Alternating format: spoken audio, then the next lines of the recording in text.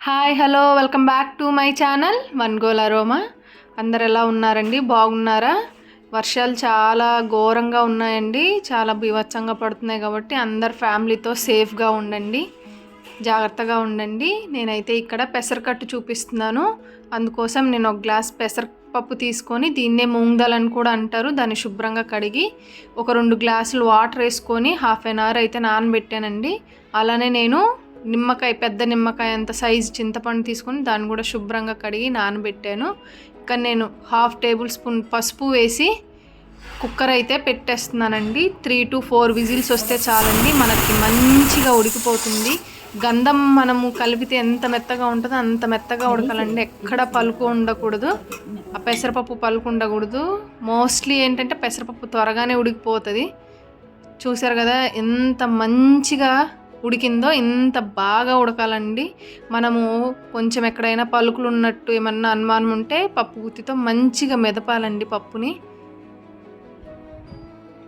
అలా చేయటం వల్ల మంచిగా మనకి ఒక గంధం, ఒక పసుపు ఎంత సాఫ్ట్గా, ఎంత మెత్తగా ఉంటుందో అంత మెత్తగా పేస్ట్ అవుతుంది.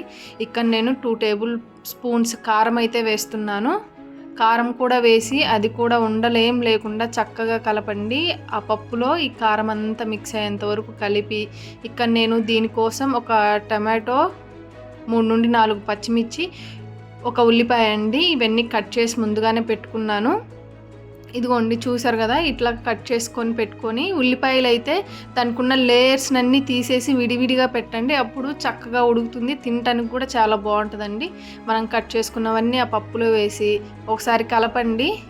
కలపటం వల్ల ఆ అరోమా, ఆ ఉల్లిపాయలకి టమాటాలకు ఉన్న ఫ్లేవర్ ఆ పప్పులోకి వెళ్ళి మంచి టేస్ట్ వస్తుందండి. ఇక నేను ముందుగా నానబెట్టిన చింతపండు రసం అయితే తీసుకున్నాను. మీకు మీ రుచికి తగ్గట్టు చింతపండు పులుసు అయితే పోసుకోండి. మీ ఫ్యామిలీలో ఎంతమంది ఉన్నారు, కన్సిస్టెన్సీ ఎంత కావాలి అని ఉప్పు పులుపు చూసుకొని, కారం చూసుకొని అడ్జస్ట్ చేసుకోండి. ఇక్కడైతే చక్కగా ఒకసారి మిక్స్ చేయండి. అదంతా పప్పు ఏదైతే చింతపండు వేసామో అదంతా మంచిగా కలిసే వరకు వేసేయండి, కలపండి. కలపటం వల్ల మంచిగా మిక్స్ అవుతుంది అదంతా. ఇక్కడ నేను కరివేపాకు, కొత్తిమీర కూడా వేసానండి, కొంచెం ఉప్పు కూడా వేసాను.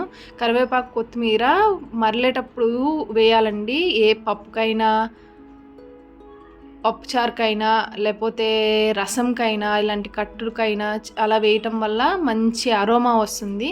చూసారు కదా ఎంత మంచిగా ఉడుకుతుందో, చాలా కమ్మగా ఉంటుందండి. చిన్నపిల్లలకి చాలా మంచిది.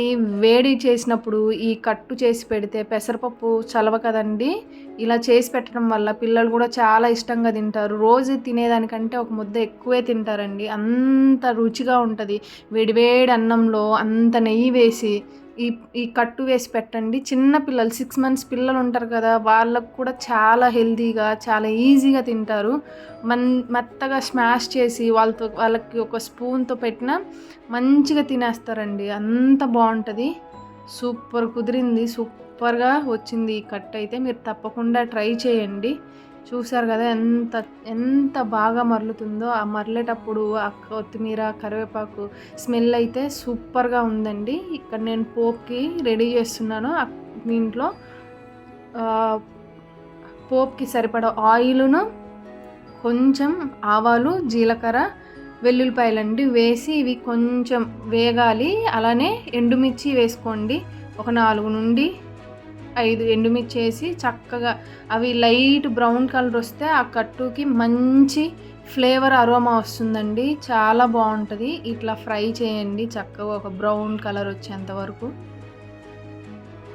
కలుపుతూ ఉండండి, మాడిపోకుండా. మధ్య మధ్యలో కలుపుతూ ఉండటం వల్ల మాడిపోదండి. ఇంకొక విషయం చెప్పటం మర్చిపోయానండి, ఈ పెసరకట్టు చేసేటప్పుడు అన్ని కందిపప్పుల్లాగా పొయ్యి మీద పెట్టి వదిలేయొద్దండి.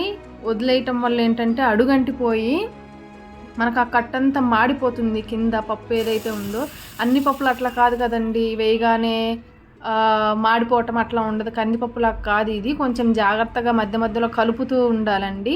ఇక నేనైతే పోపు వేసేసాను. పోపు వేసేసి ఒక సెకండ్ అలా మూత పెట్టడం వల్ల అరోమా పప్పులోనే ఉండిపోతుంది, అట్లానే మంచి టేస్ట్ వస్తుంది అరోమా దాంట్లో ఉండటం వల్ల. చూసారు కదా, నేను చెప్పినట్టు పప్పు వేయగానే మీరు మూత పెట్టేసి పనుల్లో పడిపోవద్దండి. పప్పును అప్పుడప్పుడు గమనిస్తూ కదుపుతూ ఉండండి. అప్పుడు మంచిగా ఒక పొంగు వచ్చినప్పుడు మనం కలపకపోయినా పర్లేదండి. చూసారు కదా పప్పు ఎంత బాగుందో. నేనైతే టేస్ట్ చేస్తున్నానండి. టేస్టింగ్ టైం ఇది. సూపర్గా కుదిరింది. అన్నం వేడిగా ఉంది, కట్టు వేడిగా ఉంది. నేనైతే ఆ గిన్నె నిండా కట్టు తినేసానండి, పెసరకట్టు. అంత బాగుంది. చాలా చలవండి ఒంటికి. ఎంత అబ్బబ్బబ్బబ్బా! సూపర్ అంటే సూపర్ అండి. నేనైతే తింటూనే ఉన్నానండి. అంత బాగా కుదిరింది కట్టు. మీరు కూడా తప్పకుండా ట్రై చేయండి. ఇక నేనైతే కాకరకాయతో కూడా టేస్ట్ చేస్తున్నానండి.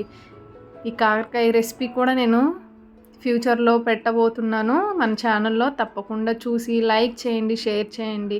ఛానల్ని చూస్తున్నారు కానీ సపోర్ట్ చేయండి. లైక్ చేయటం ఎంతసేపు